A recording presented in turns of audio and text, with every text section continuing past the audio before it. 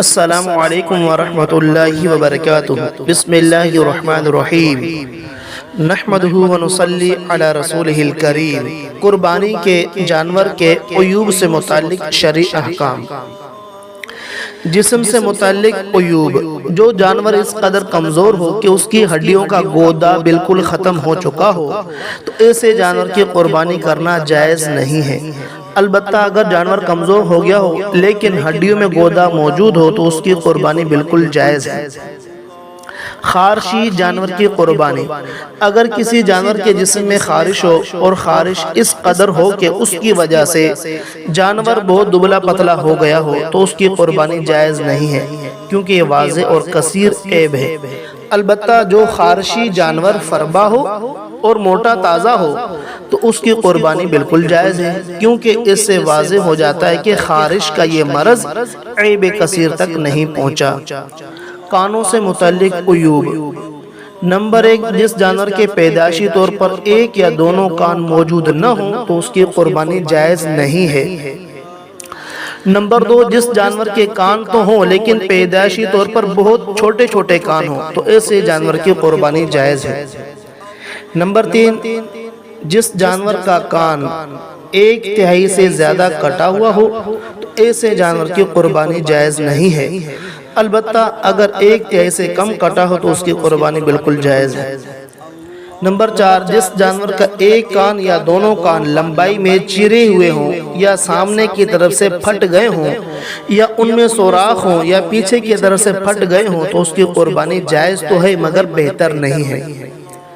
سینگوں سے متعلق عیوب: جس جانور کے پیدائشی سینگ نہ ہو یا سینگ چھوٹے ہوں یا سینگ ٹوٹ چکے ہوں لیکن جڑ سے نہ ٹوٹے ہوں تو ایسے جانور کی قربانی جائز ہے۔ البتہ اگر سینگ جڑ ہی سے اکھڑ جائیں تو ایسے جانور کی قربانی جائز نہیں ہے۔ آنکھوں سے متعلق عیوب: نمبر 1، جو جانور اندھا ہو یا بالکل کانا ہو تو اس کی قربانی جائز نہیں ہے۔ نمبر 2، جس جانور کی بینائی 1/3 سے زیادہ چلی گئی ہو تو اس کی قربانی جائز نہیں ہے، البتہ اگر اس سے کم ہو تو پھر جائز ہے۔ ضروری وضاحت: جانور کی بینائی کی مقدار معلوم کرنے کا ایک طریقہ یہ ہے کہ جانور کو کچھ وقت تک بھوکا رکھ کر پہلے عیبدار آنکھ پر کچھ باندھ کر دور سے چارہ دکھاتے ہوئے قریب لائیں، جہاں سے جانور کو نظر آئے وہاں نشان لگائیں، پھر صحیح آنکھ کو باندھ کر یہی عمل دہرائیں، پھر دونوں کے فاصلوں کی نسبت معلوم کریں۔ اگر فرق نصف یا اس سے زائد ہے تو یہ اس بات کی علامت ہے کہ نصف یا اس سے زائد بینائی متاثر ہو چکی ہے، اور اگر فرق تہائی سے زائد ہے تو یہ اس بات کی علامت ہے کہ تہائی سے زائد بینائی اس کی متاثر ہو چکی ہے۔ نمبر 3، بھینگے جانور کی قربانی بالکل جائز ہے۔ ناک سے متعلق عیوب: جس جانور کی ناک کٹ چکی ہو تو اس کی قربانی جائز نہیں ہے، البتہ اگر نکیل ڈالنے کے لیے اس میں سوراخ کیا گیا ہو تو اس سے کچھ فرق نہیں پڑتا۔ دانتوں سے متعلق عیوب: نمبر 1، جس جانور کے دانت بالکل نہ ہوں یا اکثر دانت گر جانے کی وجہ سے وہ چارہ نہ کھا سکتا ہو تو ایسے جانور کی قربانی جائز نہیں ہے۔ نمبر 2، جس جانور کے کچھ دانت گر چکے ہوں لیکن وہ چارہ کھا سکتا ہو تو اس کی قربانی بالکل جائز ہے۔ ضروری وضاحت: بعض حضرات اکابر نے یہ فرمایا کہ چونکہ دانتوں سے مقصود چارہ کھانا ہے، گھاس کھانا ہے، اس لیے اگر کسی جانور کے دانت نہ ہو لیکن وہ چارہ کھا سکتا ہو تو اس کی قربانی بالکل جائز ہے۔ زبان سے متعلق عیوب: جس جانور کی زبان 1/3 سے زیادہ کٹی ہو تو اس کی قربانی جائز نہیں ہے، البتہ بعض حضرات کے نزدیک اگر بکری کی زبان کٹی ہو لیکن وہ چارہ کھا سکتی ہو تو اس کی قربانی جائز ہے۔ پاؤں سے متعلق عیوب: نمبر 1، جو جانور اس قدر لنگڑا ہو کہ چلنے کے قابل بالکل نہ ہو تو ایسے جانور کی قربانی جائز نہیں ہے، البتہ اگر یہ لنگڑا پن معمولی سا ہو اور چلنے پھرنے میں رکاوٹ نہ بنتا ہو تو ایسے جانور کی قربانی درست ہے۔ نمبر 2، جس جانور کا کوئی پاؤں اس قدر زخمی ہو کہ اس کے سہارے چل ہی نہ سکتا ہو اور چلتے ہوئے اس کو زمین سے لگاتا نہ ہو، ایسے جانور کی قربانی جائز نہیں ہے۔ البتہ اگر چلتے ہوئے وہ زخمی پاؤں زمین پر لگاتا ہو، اس کا سہارا لیتا ہو، تو اس کی قربانی بالکل جائز ہے۔ دم سے متعلق عیوب۔ نمبر 1، جس جانور کی پیدائشی دم ہی نہ ہو تو اس کی قربانی جائز نہیں ہے۔ البتہ جس جانور کی دم پیدائشی طور پر ہو مگر چھوٹی ہو تو اس کی قربانی جائز ہے۔ نمبر 2، جس جانور کی دم 1/3 سے زیادہ کٹی ہو تو ایسے جانور کی قربانی جائز نہیں ہے۔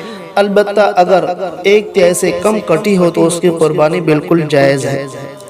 نمبر 3، جس دمبے کی چکتی 1/3 سے زیادہ کٹی ہو تو اس کی قربانی جائز نہیں ہے، لیکن اگر اس سے کم کٹی ہو تو قربانی جائز ہے۔ البتہ دمبے کی چکتی کے نیچے جو چھوٹی سی دم ہوتی ہے، اگر وہ پوری بھی کٹ جائے تو اس کی قربانی جائز ہے، اس میں کوئی حرج کی بات نہیں ہے۔